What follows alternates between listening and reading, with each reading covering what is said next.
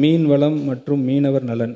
மீனவர்களுக்காக குரல் கொடுப்பதிலும் மீனவர்கள் மீது பாசம் காட்டுவதிலும் புரட்சி தலைவருக்கு பிறகு உண்மையான மீனவ நண்பனாக இருக்கும் ஒரே தலைவர் நமது மாண்புமிகு முதலமைச்சர் அவர்கள். அந்த உணர்வின் அடிப்படையில் மீனவர்களின் வாழ்வாதாரத்தை பாதுகாக்கும் நோக்கத்தில் பல்வேறு சமூக நல திட்டங்களை தமிழ்நாடு அரசு தொடர்ந்து செயல்படுத்தி வருகிறது.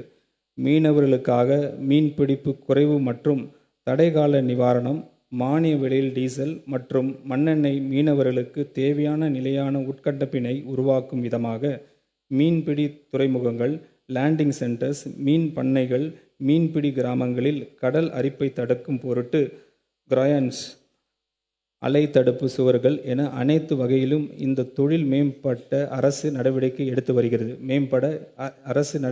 வருகிறது. பாரம்பரிய மீன்பிடி தொழிலில் ஈடுபட்டுள்ள மீனவர்களுக்கு மாநில அரசு ஒரு குடும்பத்திற்கு 6000 ரூபாய் என்ற அளவில் பணி இல்லாத காலம் மீன்பிடி உதவித்தொகையாக வழங்கி வருகிறது.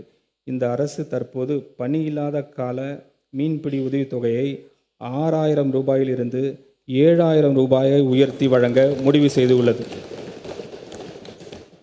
இதன் மூலம் 1.93 லட்சம் பாரம்பரிய மீனவர் குடும்பங்கள் பயனடையும். இத்திட்டத்தினை நிறைவேற்றுவதற்காக 135 கோடி ரூபாய் நிதி ஒதுக்கீடு செய்யப்படுகிறது.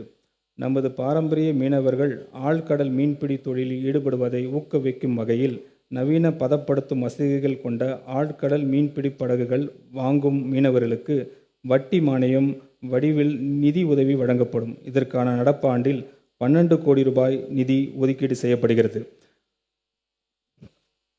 பால் வளம். தமிழ்நாடு பால் உற்பத்தியிலும் பால் கொள்முதல் செய்வதிலும் தேசிய அளவில் முன்னிலையில் உள்ளது.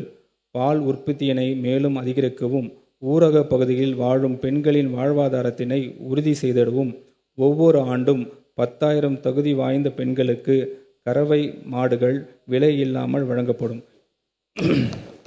மாடுகள் இதற்காக திருத்த வரவு செலவு திட்ட மதிப்பீடுகளில் 57 கோடி ரூபாய் நிதி ஒதுக்கீடு செய்யப்பட்டுள்ளது. இத்திருத்த வரவு செலவு திட்ட மதிப்பீடுகளில் கால்நடை பராமரிப்பு, பால்வளம், மீன்வளம் மற்றும் மீனவர் நலத்துறைக்கு 4880 கோடி ரூபாய் ஒதுக்கீடு செய்யப்பட்டுள்ளது.